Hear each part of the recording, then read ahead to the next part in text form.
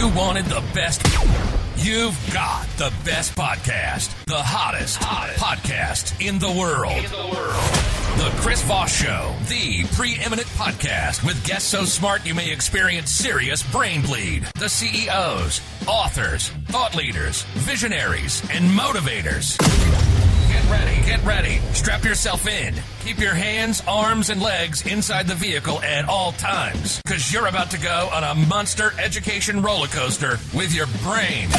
Now, here's your host, Chris Voss. Yeah, who's ready to go on a roller coaster monster brain ride with the thing? I don't know, whatever the guy said at the beginning. Hi, folks, I'm Chris Voss, your host of the Chris Voss Show for 13 years. We'll be coming to you live with the show. We certainly appreciate you guys tuning in. As always, for the show to your family, friends, and relatives, put your arm around them, look them deeply in the eye and say, have you joined the family that loves you but doesn't judge you? The Chris Voss Show, best kind of family there is. We're still working on making those shirts. Anyway, guys, for them, go to youtube.com/Chris Voss. You can find everything we're reading or reviewing over there in our playlist of some of the greatest authors and interviews of CEOs we've had on the show. You can also go to goodreads.com/Chris Voss and all the other places on the interwebs that we are at, especially the LinkedIn newsletter and the big LinkedIn group of 130,000 people. Make sure you go follow that over there.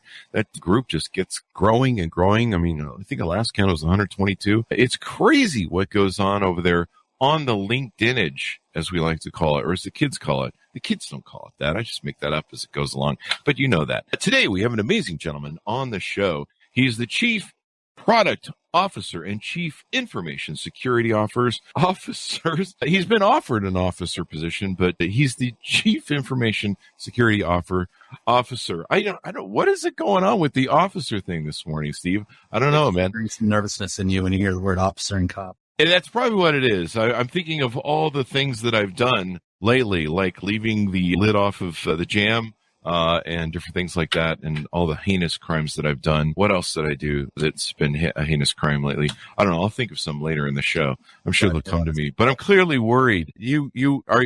We'll get more into what you do and how you do it. Steve Tcherchian is on the show with us today. He is the Chief Product Officer and Chief Information Security Officer for XYPRO Technology. He is on the Forbes Technology Council, the nonstop under 40 executive board, and part of the ANSI X9 Security Standards Committee.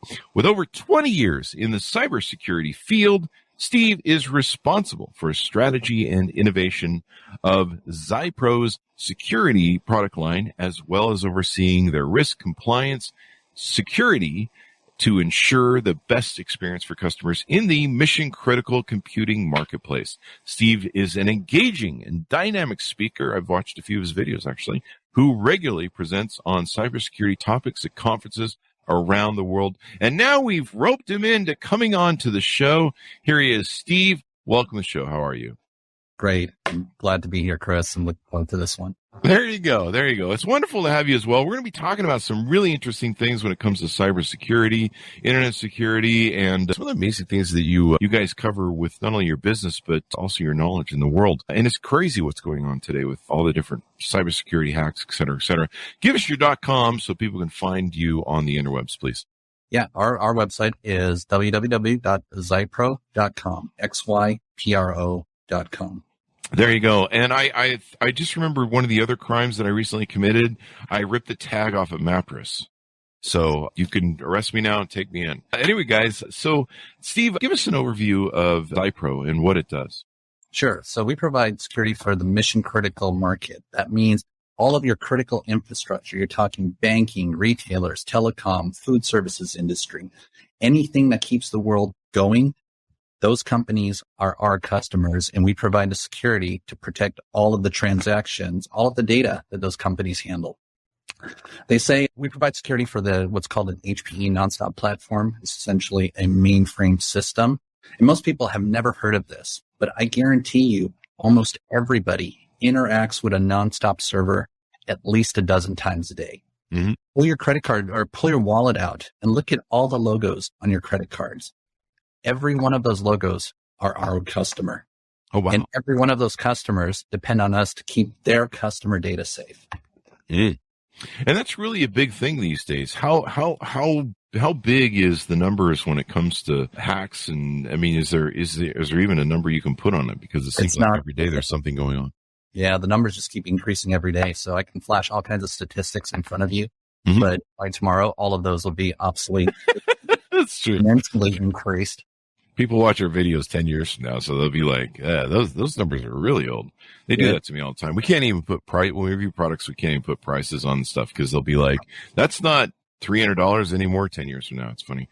So you guys do a number of things with your company. Who are you kind of alluded to some of your main customers, but for those who might be in the audience thinking, is XYPRO the company that I should be talking to and using? What are some of the people out there that would be the best customers that should be looking you up and talking to you? Yeah, banks are our largest customer base. So financial services industries, like I said, think of any large bank in the United States and Canada and globally. Those are our customers. Retailers, if you go to, without naming names, if you go to a hardware store with an orange logo on it on the weekend for a project, for a woodworking project, and swipe your credit card on at that store, our customer. If you go to a convenience store that has a little red dot as a logo, those are our customers. There you go. Well, I think I know which one that was. And I actually have a credit card with them. So it's good to know that that's secure. I always have to go through a separate portal to get to that one. And yeah, it's really important. So what are some things you're seeing or trends you're seeing out in the market right now? Yeah, the biggest fear with everybody right now is ransomware. And it's not just in the business world. Consumers or regular users can be affected by ransomware as well. Oftentimes, though, when I hear about ransomware and I talk to people, on the street or friends, I go, well, I don't have anything that a hacker would want, so I'm not worried about ransomware. Well, that's not really it. It's if they can lock you out of your data and hold it for ransom and even squeeze $500 out of you, they've accomplished what they're looking for. So everybody is a potential victim for ransomware. And we're making it easier and easier for them with all the information we're giving away on social media, on Facebook, on Instagram, I've got stories about LinkedIn and how that's being used against us. But ransomware is really the one that everybody from top to bottom, business to regular user, needs to watch out for. And there's, a lot of times we don't even hear about it. Like they'll just pay the payola to the ransomwares, like hospitals and different things like after you'll find out that they paid out the ransom. Millions and millions of dollars are going out the door sometimes for stuff like this. Yeah, for a company, it's a real reputation hit. It's also embarrassing to know that you hit by ransomware and then you had no choice. You had no recourse but to pay the ransom. Yeah, it can affect, your customer's reputation that you have with your customers about whether or not you're secure.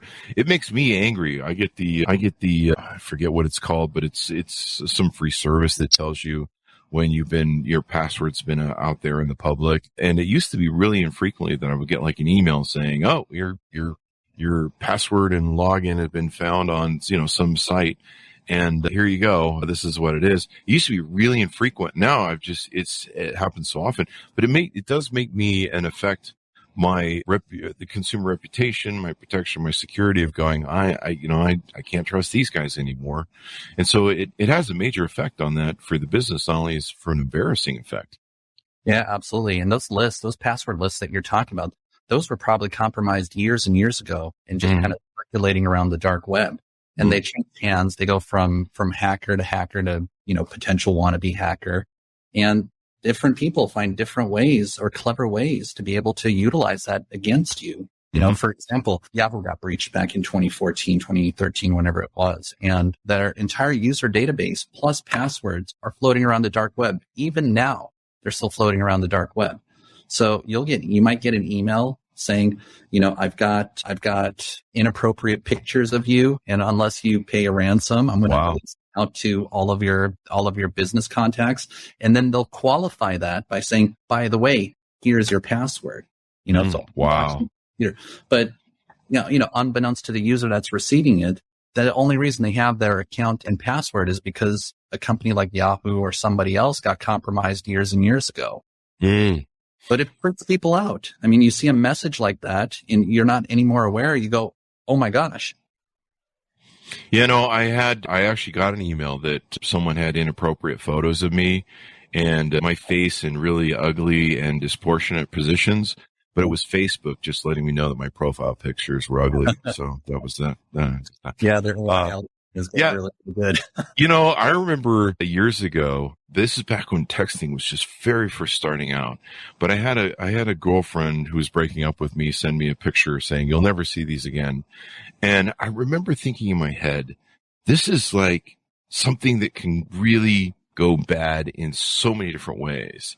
And the amount of people that are using, texting to share pictures. There was the thing there where I remember when Mark Zuckerberg had tape over his webcam and the world was kind of shocked and they're like, wait, webcam's a thing? We found out the FBI, I think from Edward Snowden, could hack into your webcam and I feel sorry for any FBI agent who might have been watching me walk around naked around my home. Good luck with that. Your eyes are burned out of your head.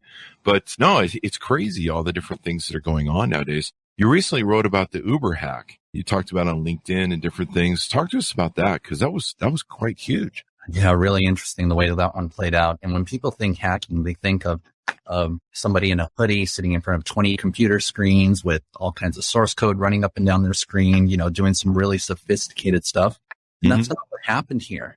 It's the attacker, allegedly a teenager, by the way, got in touch with an Uber employee and pretended to be a coworker and got him to disclose login credentials over WhatsApp to their VPN, to their virtual private network, basically allowing them to log on to their network remotely. So this employee thought he was talking to another employee, but instead he was talking to this teenage hacker and was able to get the login into the VPN. Once he got into the VPN, that's when the fun started.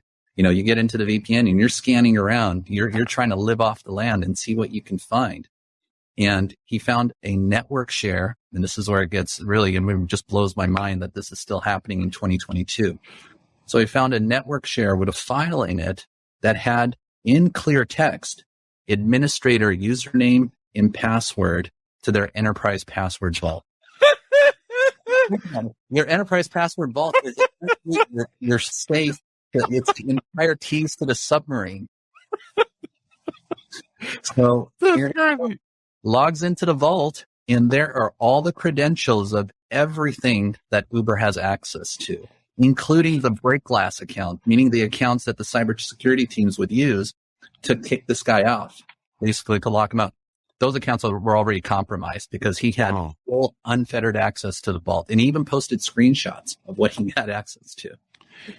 Damn, that is crazy. Note to self, change the password that I use on my internet from the luggage password, 1234. Yeah, password 123 is not a password. That's a Spaceballs joke that we do a callback on. So, this is crazy. And, these companies, they do this. I mean, I've had to change my password so many times. I keep having to add on stuff. Like it went from 1234 to 1235, 12356. No, I'm just kidding. It's worthless. That activity is worthless. It's forcing you to change your password and add complexity to it is a useless activity. Go ahead. I was going to say, you're going to trade off convenience for security, because the harder and harder you make the password, the more likely it is that you're going to write it down or save it on a file on your desktop called password.txt for a hacker to find. Yeah, most definitely. It's crazy, some of the things to do. So give us how long you guys been in business? What are some of the tips or traits that you guys do, some key benefits of your guys' system? Yeah, so the company itself has been in business since 1983. Actually, it was founded about 40 years ago on a dining room table in Simi Valley, California. And the business has continued to thrive, and we're still headquartered in Simi Valley, although we've moved away from the dining room and have much larger offices now in a global presence. But like I said, we're trying to keep our customer base, who's the most critical infrastructure when it comes to the global economy that there is. But one of the best things you can do, whether you're a regular user or a business or one of our customers, as I say, that's why I was saying passwords are useless in a sense, is implement two-factor authentication, multi-factor authentication. That's when you log into a website, put in your username and password, but that website will not allow you to log in without second factor, be it a token or a text coming to your phone or some other method other than just the password. Wow. That's the best way we have right now to protect against, silly things like this where somebody steals a password and can log in as you and do all kinds of crazy stuff. Yeah, because once they can get into the system, we saw that in political things back in 2016 where, some you click on, portal. I get these all the time too, like fake PayPal portals, fake Yep. Amazon portals. And, my mother called me one time and she's like, hey, her cable system was sending her an email about logging in. And, some of it looks just like the website, looks perfect. And so what are some different products that you guys offer that customers can take advantage of? I see a number of them on the website. Yeah. So our main focus is business to business. So we offer, like I said, multi-factor authentication. We offer that to our customers. So yeah, we're no longer relying on a username and password. And what you just said is a perfect example. There's a lot of these going around where you've got a fake UPS site or a fake Bank of America site or fake, name your provider that you use. Mm-hmm. So people get tricked into this all the time. They'll go in, they'll put in their username and password, and boom, the hacker can now log into the legitimate website using their credentials as them. Wow. So we provide technology called two-factor authentication or multi-factor authentication now to protect against that. So even if a password was compromised, it's useless without that second factor. Now, I'm talking about it from a business sense or from our customer sense, but even to people at home, regular users, almost everything that they have should have two-factor authentication capabilities. Think about your iCloud account. I don't know if you remember years ago where all these celebrities and their new pictures got hacked because they were from on iCloud. Yeah, that was just a password compromise because they had not turned on two-factor authentication. Wow. Yeah. So yeah.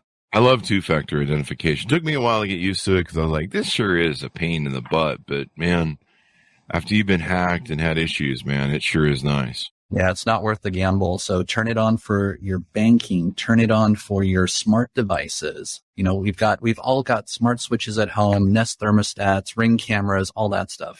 All those service providers allow you to turn on two-factor authentication. Why not do it? There you go. It was interesting. I recently got one of my banks, Bank of America, I think it was, recently sent me an email about, I think it's pronounced Zelle.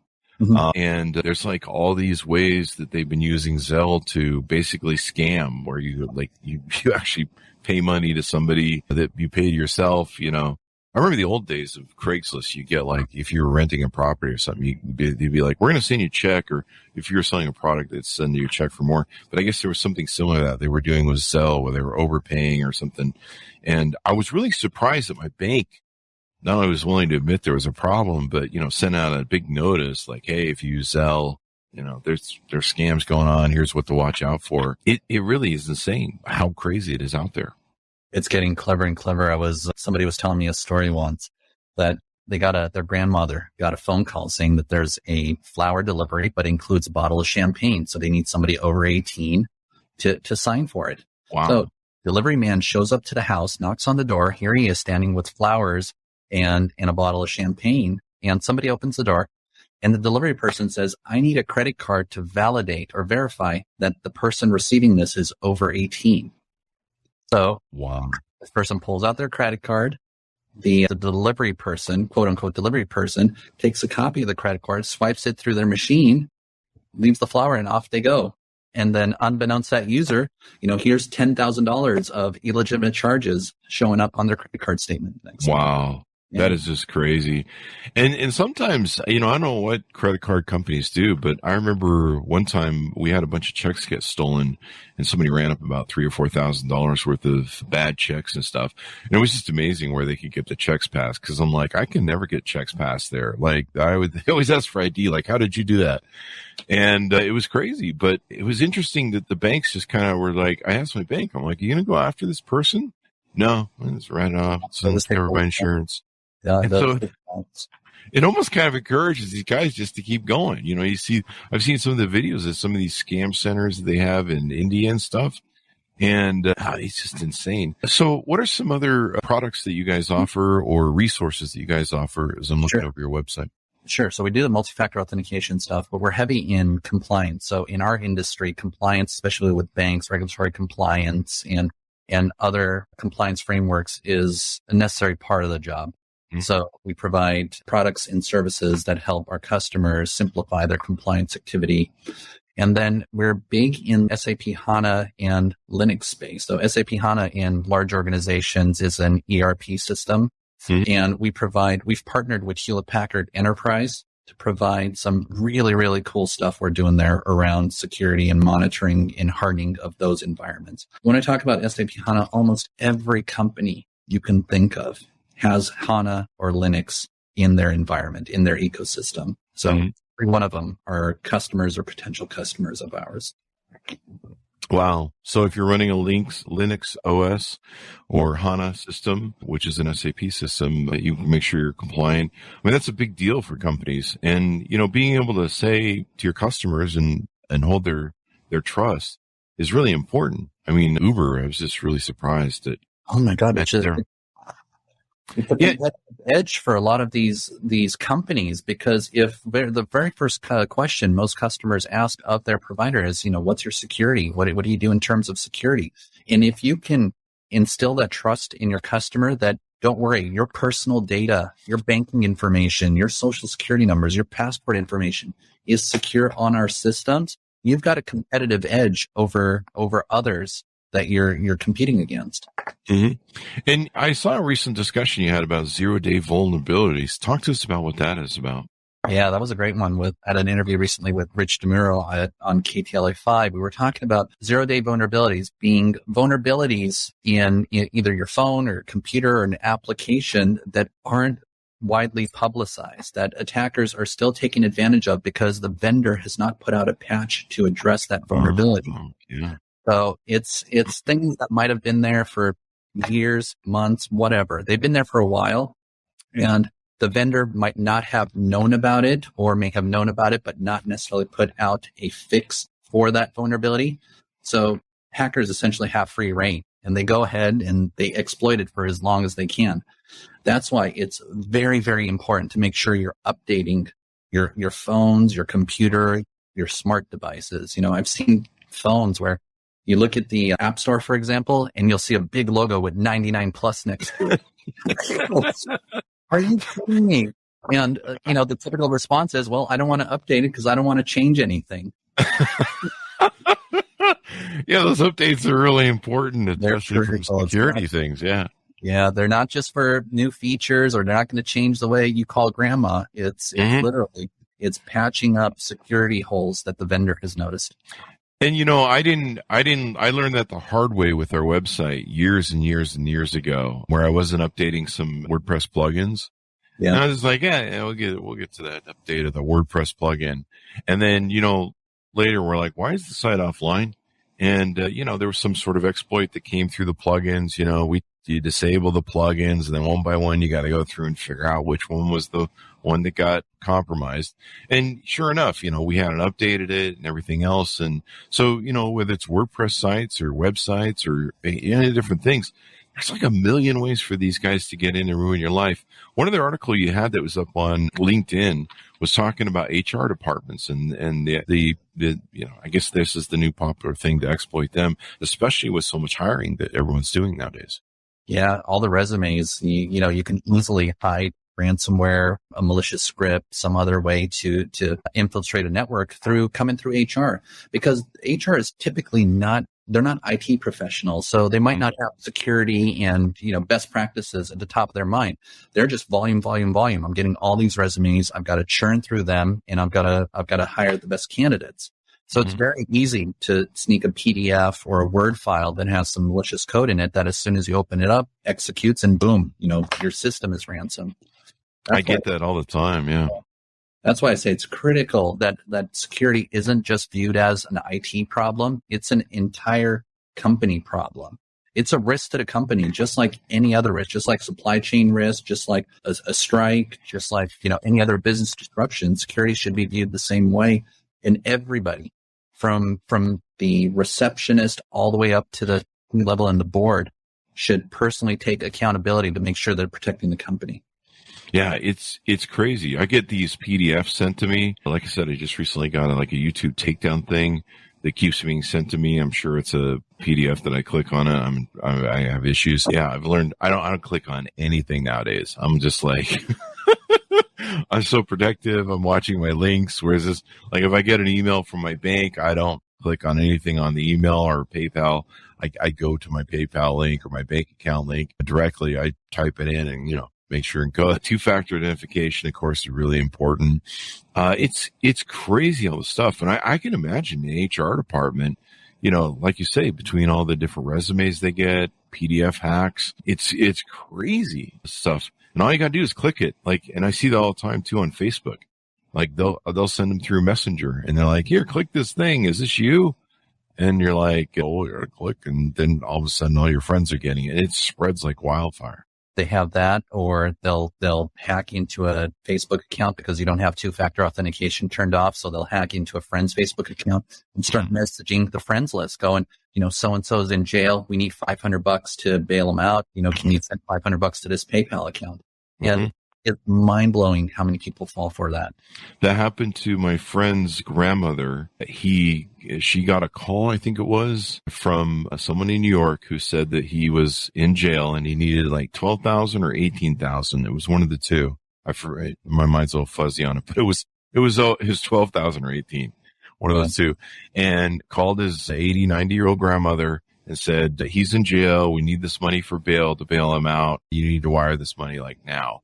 And she could have easily picked up the phone and called him across town and said, are you in jail? But she didn't. And it's really sad that a lot of these older folks seem to take the brunt for this stuff. And she wired the money and it's, gone.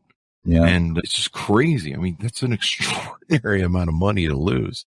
Yeah, and that's one story. And it probably could be multiplied 500 times a day.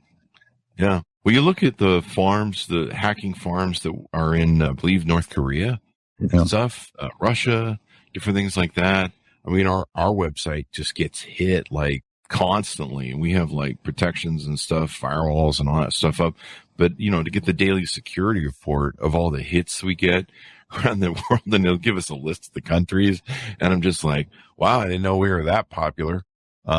But evidently we are. But we've seen that go for 13 years and it just keeps going up and crazier.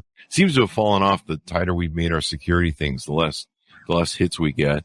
But we're still pretty popular on all the different things that we do. Well, what are some other things we haven't covered about your company and what you guys do?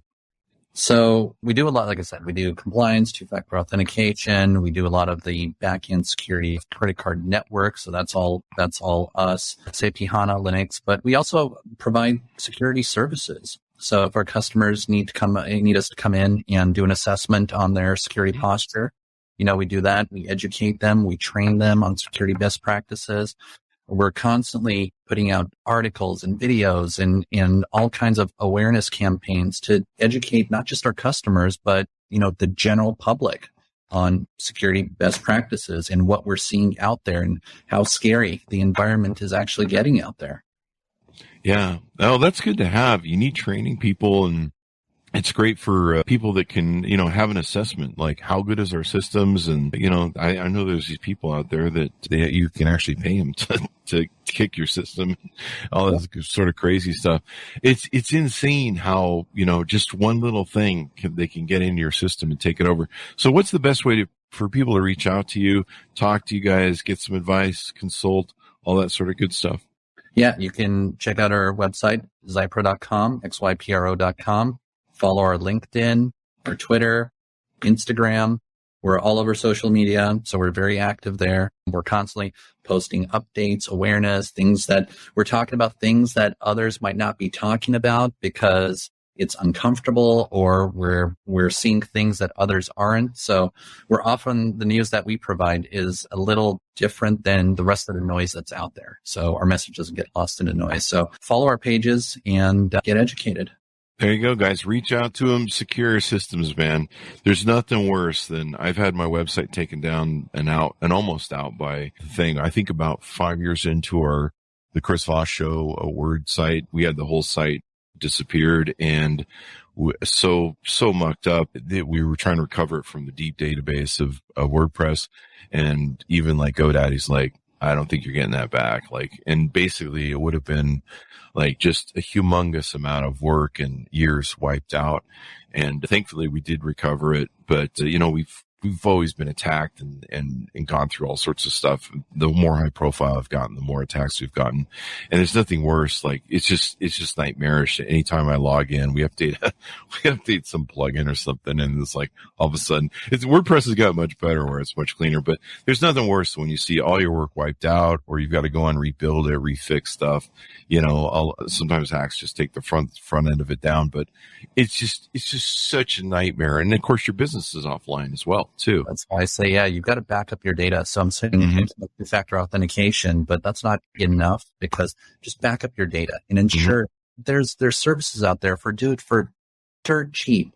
It's an annual fee. Your pictures, your documents, everything, your entire livelihood can be backed up. So even if you get hit with a ransomware attack, or your website gets compromised where it seems unrecoverable, 2 clicks and everything is recovered back from the cloud. It's worth it. It does make you sleep at night, because there's nothing like spending all day trying to fix a mess. Yeah. And you're like, why are we down right now? And, and your customers are like, the worst part is when your customers email you and they go, hey man, your website's down and not working. And you're like, what? What's going on? And some plugin is pulled some crap or some crap. Yeah. And you're just like, oh my God. And it's embarrassing. And like you mentioned, it's not only embarrassing, but it hurts the reputation of your business as well. It hurts the reputation, and the best protection is prevention. There you go. Out there, update your devices. I guarantee you there's people listening right now that have a router at home that probably they've never touched or updated. The password, the login to the router is probably still username admin, password admin, or password. Yep, that's how they get in. That's very true. That's very true. In fact, I was trying to get a faster hookup for my nephew, and his dad would not buy faster internet. So I actually went into the admin password thing so that I could give him a DNC or whatever, so he could have a line. I can't remember what the term is, but you basically give him a direct line. But I actually did that, and I was like, wow, you didn't change the password for that thing. Yeah, it's just crazy. Note to self, change all my websites from admin password. Don't do that anymore. Anyway, Steve, it's been wonderful to have you on the show and very insightful, and people should reach out to you and talk to you again. Give us the .com once again so people can find you on the interwebs. Absolutely. It's XYPRO, XYPRO.com. There you go. And Steve, thank you very much for coming on the show. We really appreciate it. Pleasure's all mine. It was fun. There you go. Guys, be sure to check out XYPRO on the website. Be sure to, really look into this stuff, because like I say, I get reports every day on the attacks on our site, and it's just insane. And it's insane the number of countries it comes from. Like, I'm really popular in China and Russia and Vietnam.